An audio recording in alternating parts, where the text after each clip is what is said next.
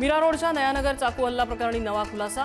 आरोपीने दोन्ही सुरक्षा रक्षकांवर धर्म विचारून केला हल्ला। कलमा पठण करण्यासाठी सांगत चाकूने हल्ला। तपास एटीएसकडे।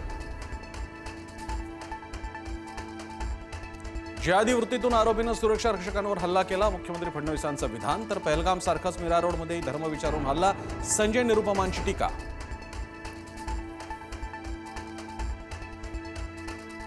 कोल्हापुरात 15हून अधिक तरुणींवर प्रेमाच्या जाळ्यात ओढून अत्याचार। अश्लील व्हिडिओ बनवून बदनामीची धमकी देत अत्याचार। आरोपी शाहिद संदेला अटक। गावकऱ्यांना लव्ह जिहादचा संशय।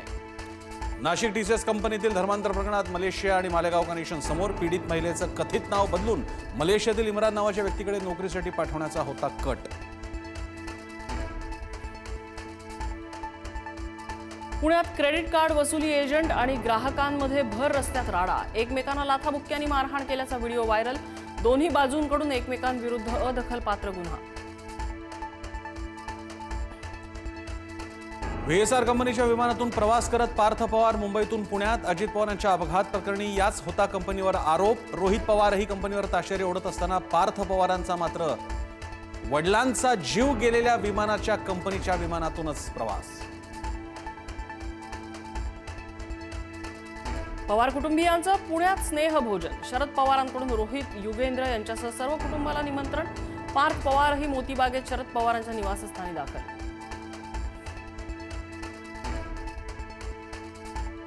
बुलढाण्यात शिवाजी कोण होता पुस्तकाचा वाद पेटला। आमदार संजय गायकवाडांच्या घराबाहेर कम्युनिस्ट पक्षाचं आंदोलन।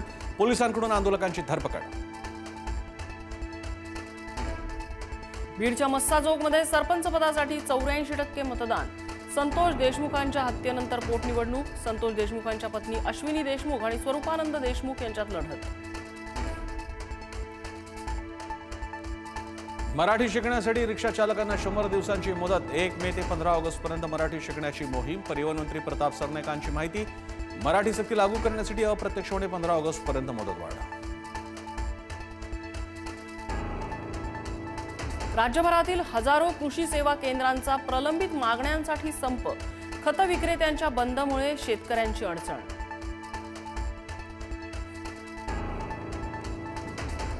मुंबईत केईएम हॉस्पिटलच्या नामांतराला हिरवा कंदील। कौशल्य श्रेष्ठ एकलव्य स्मारक हॉस्पिटलला नाव देण्यास महापालिका आयुक्तांची मान्यता।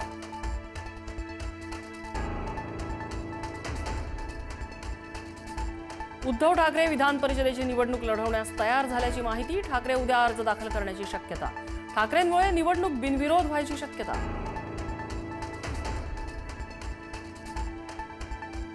उपमुख्यमंत्री शिंदे विधान परिषदेच्या निवडणुकीत तिसरा उमेदवार देण्याच्या तयारीत। उद्धव ठाकरेंनी विधान परिषदेसाठी अर्ज भरल्यास सेना तिसरा उमेदवार देणार। ठाकरे फडणवीस कथित भेटीच्या चर्चांमुळे शिंदे दुखावले असल्याच्या चर्चा।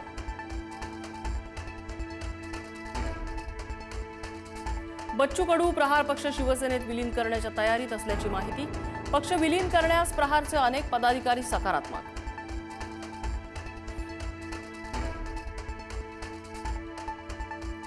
भाजपची विधान परिषदेची यादी 30 एप्रिल रोजी जाहीर होणार। मुंबई वगळता राज्यातील 5 विभागांमधील उमेदवारांना संधी दिली जाणार। भाजपच्या गोटात विधान परिषदेसाठी मोठी भाऊगर्दी।